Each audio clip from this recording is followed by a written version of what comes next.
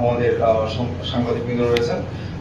তো আমার সাথে আমাদের ডিডিএলজি সভাপতি জেনারেল এবং আমাদের সব পুলিশ সুপার মহোদয়ের প্রতিনিধি সবাই আছেন। আসসালামু আলাইকুম। তো আমরা যেটি হয়ে প্রতি বছরই সম্ভবত বিশেষ করে রিলিভেন্ট যে মিনিস্ট্রি লাইক কৃষি মন্ত্রণালয় এবং পানি সম্পদ মন্ত্রণালয়, তারা এটা নিয়ে খুব কনসার্ন থাকে। গতকাল সচিব আমাদের পানি সম্পদ মন্ত্রণালয় এবং কৃষি মন্ত্রণালয়ের মন্ত্রী মহোদয় এবং সচিব স্যার ওনারা এই বিষয়টা নিয়ে আমাদের সাথে কথা বলেছেন।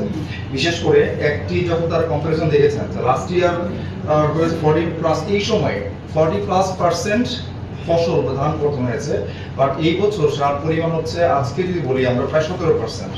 এইটা বেসিক্যালি এটাই ওনারা আমলে নিয়েছেন আমাদের দুইটা মিনিস্ট্রি, এবং তারা সরাসরি কথা বলেছেন আমার সাথে স্ট্রেট। তো সেটা আমরা যেটা বলেছি, প্রাথমিকভাবে আমরা যে রেলিভেন্ট দপ্তরগুলো রয়েছে তাদের সাথে কথা বলেছি।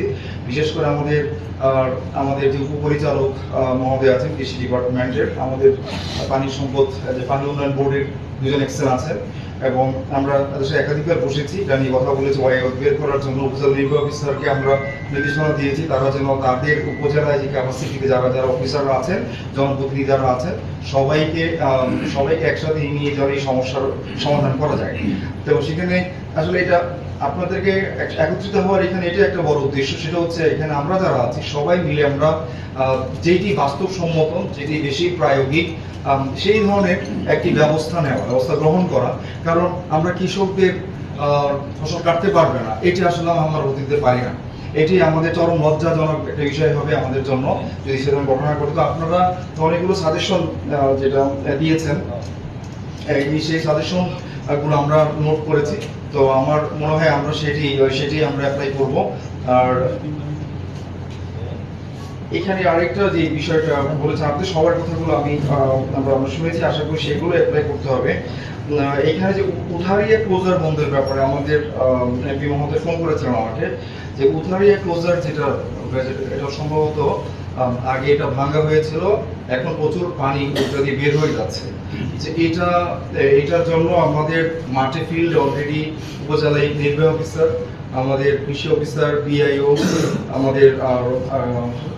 আমাদের পানি উন্নয়ন বোর্ডের ওরা কর্মকর্তারা আছেন, সেখানে ফিল্ডেই আছেন, এবং যত পারে লোকজন নিয়ে কাজ করছেন। অলরেডি বাঁশের গাঁথুনি তারা তৈরি করে ফেলেছেন, এবং সেটার উপর দিয়ে তারা চেষ্টা করে যাচ্ছেন যত জিও ব্যাগ দিয়ে সেটি ঠেকানোর জন্য পানি।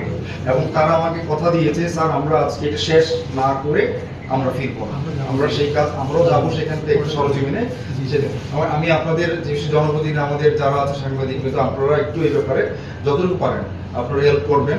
বিশেষ করে আমাদের কয়েকজন বলেছেন এখানে স্বেচ্ছাসেবী সংগঠন আছে, তারা যদি এই ক্ষেত্রে একটু হেল্প করতে পারে। আর আমাদের ডিডিএলজি বলেছে ওর যেহেতু সরাসরি ইউনিয়ন পরিষদগুলো দেখে, সে এতগুলো ইউনিয়ন পরিষদ, সো তারাও এই ক্ষেত্রে মনিটর করবে, সরাসরি স্পটে যাবে। আর পাশাপাশি বাজেটের বিষয়টা আমি ওর কাছ থেকে জেনে নিব, যে যেটা বাজেট আছে সেটা আমি বেসিক্যালি এখনো যাই মাত্রই আসছি আমি।